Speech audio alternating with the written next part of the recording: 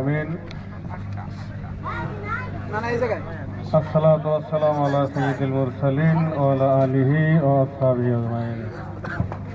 উপস্থিত বাংলাদেশ জামাত ইসলামী ডেলুট ইউনিয়ন শাখার উদ্যোগে আজকের এই ইফতার মাহফিলের সম্মানিত সভাপতি, ডেলুট ইউনিয়ন জামাতের সম্মানিত সভাপতি জনাব মোহাম্মদ গোলাম মোস্তফা, উপস্থিত রয়েছেন মেহমান হিসাবে বাংলাদেশ জামাত ইসলামী খুলনা জেলা জামাতের কর্মসূচির সম্মানিত সদস্য জনাব আলহাজ মাওলানা এস এম আমিনুল ইসলাম, উপস্থিত রয়েছেন উপজেলা জামাতের উপজেলা শ্রমিক কল্যাণ ফেডারেশনের সেক্রেটারি ডাক্তার রাশিদুল হক, সাবেক শিবিরের সম্মানিত দক্ষিণ জেলার সভাপতি জনাব রুহুল আমিন, উপস্থিত রয়েছেন সাংবাদিক বৃন্দ, কালীনগর কলেজের সম্মানিত অধ্যাপক, সহকারী অধ্যাপক জনাব মাওলানা ওলিউল্লাহ সহ বিভিন্ন রাজনৈতিক দলের নেতৃবৃন্দ, সামনে উপবিষ্ট সম্মানিত রোজাদার ভাইরা, উপবিষ্ট এই প্রতিষ্ঠানের সম্মানিত মোহতামিম সাহেব সহ সকলকে আমি আন্তরিক সালাম জানাচ্ছি। আসসালামু আলাইকুম। সম্মানীয় উপস্থিতি, আপনারা জানেন মাহে রমজান একটি পবিত্র মাস আমাদের কাছে এসেছিল, বিদায়ের কাজ পর্যন্ত দ্বার প্রান্তে আমরা চলে এসেছি। আজ 25টে রমজান চলে যাচ্ছে, আর সামনে 5টি অথবা 4টি রোজা বাকি আছে। তাইলে আমরা তো শেষের দিকে চলে এসেছি নাকি?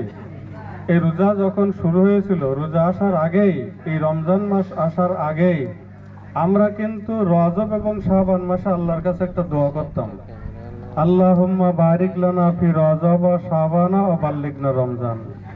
আল্লাহ, এই রজব মাস পর্যন্ত যখন তুমি পৌঁছে দিয়েছো, তখন তুমি রজব এবং শাবান আমাদেরকে বরকত দান করো, আর আমাদেরকে রমজান পর্যন্ত পৌঁছে দাও। আল্লাহ রসুল হায়াত বৃদ্ধির জন্য কখনো কিন্তু দোয়া করেননি যে আমার হায়াত বাড়ায় দাও, কিন্তু রজব মাস আসলে আল্লাহ রসুল কিন্তু আল্লাহ তাআলার কাছে দোয়া করতেন যে অন্তত 2 মাস হায়াত বাড়িয়ে দাও। কয় মাস? 2 মাস দিয়ে তুমি রমজানের সাক্ষাৎ আমাদের ভাগ্যে নসিব করো। তার মানে এই মাসটা হলো অত্যন্ত বরকতময় মাস, এটাকে বলা ইবাদতের মৌসুম, এটা একটা অত্যন্ত মর্যাদাশীল মাস। এই কারণে আল্লাহ রসুল রজব মাস আসলেই বলতেন যে নিকটে যখন এসে গিয়েছে, তখন আল্লাহ তুমি আমাদেরকে রমজান পর্যন্ত পৌঁছে দাও। রোজা যখন উপস্থিত হয়ে যেত, রমজান মাস চাঁদ যখন দেখা যেত, আল্লাহ নবী বলতেন আতাকুম রমজান। হযরত আবু হুরায়রা রাদিয়াল্লাহু তাআলা আনহু থেকে বর্ণিত হাদিস, তিনি বলেন যে আল্লাহ রসুল বলেন যে আতাকুম রমজান, তোমাদের কাছে এসেছে রমজান। শাহরুন মুবারাকুন, এই মাসটা হলো বরকতময় মাস। কি মাস এটা? বরকতময় মাস। ফারাজাল্লাহু আযজা ওয়া জাল্লা আলাইকুমুস সিয়াম, আর এই মাসে আল্লাহ তাআলা তোমাদের উপরে রোজাকে ফরজ করেছেন।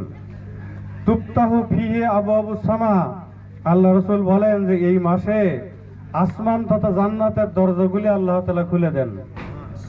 ওয়া তুগলাকু ফিহি আবওয়াবুল জাহিম, আর এই মাসে আল্লাহ তাআলা জাহান্নামের দরজাগুলো বন্ধ করে দেন।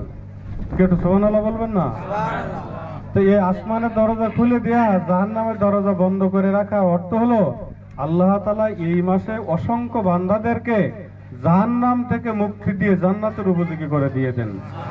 তো এই কারণে এই মাসটা আল্লাহ রসুল আরো বলেছেন যে তুগলাকু ফিহে মারাদাতি শায়াতিন, আর এই মাসে আল্লাহ তাআলা শয়তানকে বন্দী করে রাখেন। শয়তানকে কি করে রাখেন? বন্দী করে রাখেন। আল্লাহ রসুল এই হাদিসের শেষে বলছেন যে লিল্লাহি ফিহি লাইলাতুন, এই মাসে আল্লাহর জন্য একটা রাত আছে। এই মাসে কার জন্য? আল্লাহর জন্য একটা রাত আছে, মর্যাদাশীল রাত।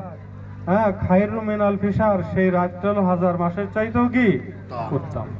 মান হারুমা খায়রাহা ফাকাদ হারুমা, যে ব্যক্তি সেই রাতের কল্যাণ থেকে বঞ্চিত হলো, সেজন্য আসলে বঞ্চিতই রয়ে গেল। এই কারণে এই রাতটা মর্যাদাশীল একটি মাস। আমাদের কাছে এই মাসের শেষ দশকের বিজোড় রাতগুলো আরো বেশি সম্ভাবনাময়ী এবং মর্যাদাশীল। এই মাসের সেই 2টি রাত এখনো কিন্তু আমাদের সামনে রয়েছে। একটা 27-এর রাত আর একটা কি 29-এর রাত। এই কারণে আমাদের এটা দেখতে হবে। আল্লাহ রসুল অন্য হাদিসে বলছেন যে এই মাসটা অত্যন্ত মর্যাদাশীল মাস। আল্লাহ রসুল বলছেন যে হযরত আব্দুল্লাহ বিন আমর থেকে বর্ণিত, আল্লাহ রসুল বলছেন যে এই মাসে ইয়াশফিয়ানে আল কুরআন ও আসিয়াম ওয়াল কুরআন ইয়াশফিয়ান লিল আবদে, যে কুরআন এবং রোজা আল্লাহ তাআলার কাছে বান্দার জন্য সুপারিশ করে। আল্লাহ তাআলার কাছে বান্দার জন্য সুপারিশ করে। একুল সিয়াম, রোজা আল্লাহ তাআলার কাছে বলে ইন্নী মানাতু তোয়ামা সারাবা বিন্নার, হে আল্লাহ আমি এই বান্দাকে দিনের বেলায় খাদ্য এবং পানাহার থেকে বঞ্চিত রেখেছিলাম। খাদ্য এবং পানাহার থেকে কি করেছিলাম? বঞ্চিত রেখেছিলাম। ফাসাফিনি ফিয়ে, সুতরাং আল্লাহ তুমি এই বান্দার ব্যাপারে আমার সুপারিশ কবুল করো, তাকে মুক্তি দাও। এবং একুলুল কুরআন, কুরআন বলে যে ইন্নী মানাতুন নামা বিল্লাইল, হে আল্লাহ আমি এই বান্দাকে রাত্রে ঘুম থেকে বিরত রেখেছিলাম। ঘুম থেকে বিরত রেখেছিলাম। সেটা কিভাবে? আমরা রোজার দিনে কিন্তু তারাবির পরে, আমরা ঈশান নামাজের পরে তারাবি পড়ি, তাহাজ্জুদ পড়ি। এই তারাবি এবং তাহাজ্জুদে কি পড়ি? কোরআন পড়ি না অন্য কিছু পড়ি? কোরআন পড়ি। তো কোরআন বলবে যে আমি তাকে ঘুম থেকে বিরত রেখেছিলাম, ঈশার পরেও তারা ঘুমিয়ে যায়নি, শেষে রাত্রির শেষ অংশে এসে তারা আবার তাহাজ্জুদ পড়েছে, তাতেও আমি কোরআন আমাকে তেলাওয়াত করেছিল। ফাসাফিনি, সুতরাং হে আল্লাহ তুমি এই বান্দার ব্যাপারে আমার সুপারিশ কবুল করো, তাকে তুমি জান্নাতবাসী করো। আল্লাহ রসুল বলছেন ইয়াশফিয়ানে, কোরআন এবং সিয়ামের এই সুপারিশ আল্লাহ তাআলা কবুল করবেন। তো এই মর্যাদাশীল মাস আমরা কিন্তু অতিক্রম করছি। এই মর্যাদা আমরা কতটুকু ধরে রাখতে পারলাম সেটা দেখতে হবে। আল্লাহ রসুল অন্য হাদিসে বলছেন, আবু হুরায়রা রাদিয়াল্লাহু তাআলা আনহু থেকে বর্ণিত, আল্লাহ রসুল বলছেন যে মান সামা ঈমানান ওয়া ইহতিসাবান, যে ব্যক্তি ঈমানের সাথে এবং ইহতিসাবের অর্থ আমরা আসলে সুন্দরভাবে বলি না। ইহতিসাব শব্দটি হিসাবুন মাদ্দা থেকে এসেছে। হিসাব শব্দের অর্থ আমরা জানি। হিসাব কি? হিসাব করা। তাই টাকার হিসাব হোক, জীবনের হিসাব হোক, সময়ের হিসাব হোক, কাজের হিসাব হোক, সবকিছুই কি হিসাবের মধ্যে।